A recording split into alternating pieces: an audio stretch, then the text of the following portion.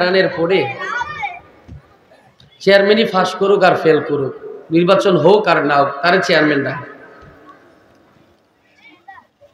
একজন লোক বিদেশ যাবে, ভিসা চলে আসছে অথবা পাসপোর্ট করে ফেলছে, তারে অনেকে বিদেশি ডাকে।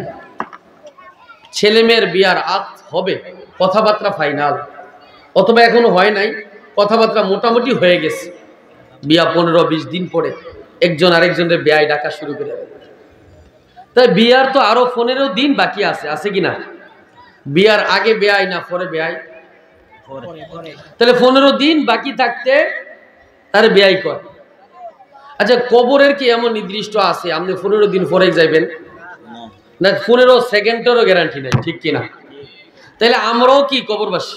আমরাও কি কবরে আমাদের যেতে হবে, কবরের বাসিন্দা আমরাও, কবরে থাকতে হবে আমরাও। এই কবর একদিন, রাসূল বলেন ইন্নাল কুবুর রাযযাতুম মিন রিয়াজিল জান্নাহ আও হুফরাতুম মিন হুফারিন নার, নিশ্চয়ই কবর তোমাদের কারো জন্য হবে জাহান্নামের গর্ত, আর কারো জন্য হবে জান্নাতের একটি বাগান। আচ্ছা বলেন তো, এই কবরটা বাগান হওয়া না হওয়া এটা সাজাইবে আমি না আপনি? কে সাজাইবে বলেন? আমি প্রায় সময় বলি, বাপ খুব খেয়াল করবেন, অল্প সময় কথা বলবো, যে মাটির উপরের ঘর এটা আপনার, মাটির নিচের ঘর সেটাও কার?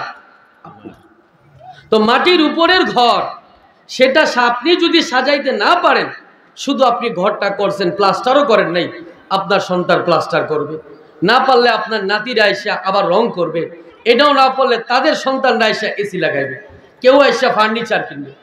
কিন্তু কবরের মাটির নিচের যে ঘর, এই ঘর আমার ঘর আমি না সাজাইলে কেউ সাজাই দিবে না।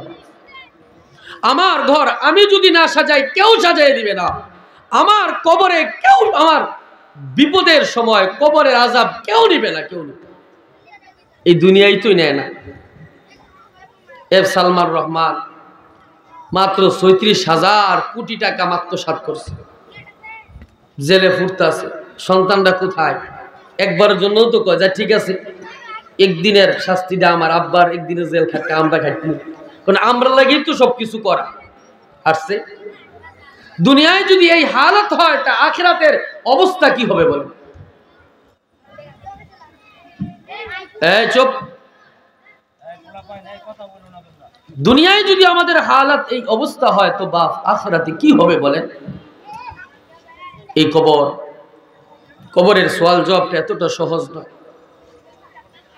আম্মা জান খাদিজাতুল কুবরা রাদিয়াল্লাহু তাআলা আনহা একদিন আল্লাহর রাসূলকে বলেন, ইয়া রাসূলুল্লাহ, ইয়া হাবিবাল্লাহ, আমি খুব অসুস্থ, আমার মনে হয় আমি আর বাঁচব না। আল্লাহ রাসূল বলেন, প্রিয় বিবি, এমনটা আপনি বলবেন না।